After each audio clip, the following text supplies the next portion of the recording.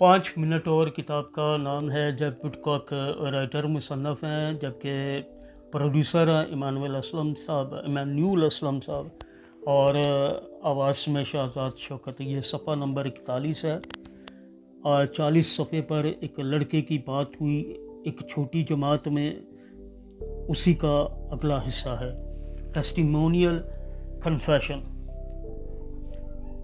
میں شہوت پرستی میں پھنسا ہوا ہوں، مجھے اس سے نفرت ہے، لیکن لگتا نہیں کہ میں اس کو شکست دے پاؤں گا۔ مجھے مدد کی ضرورت ہے، میں بہت تھک چکا ہوں کہ میری زندگی کو شہوت پرستی کھائے جا رہی ہے۔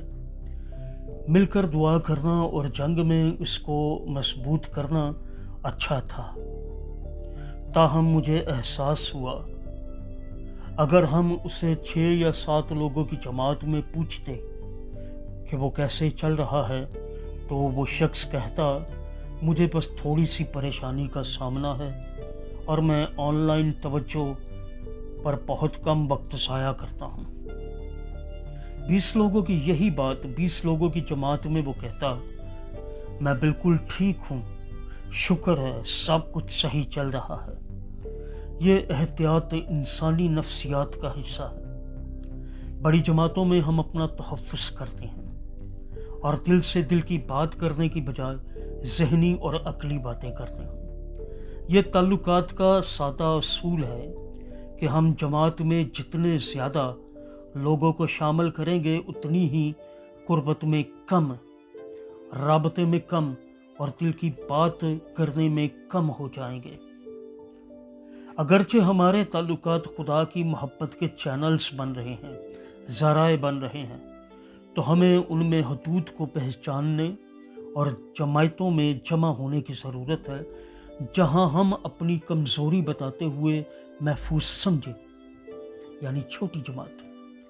صرف جب روشنی میں آنے کا خطرہ اٹھائیں گے تبھی ایک دوسرے کے ساتھ حقیقی تعلقات رکھنے کی خوشی کو جانیں گے۔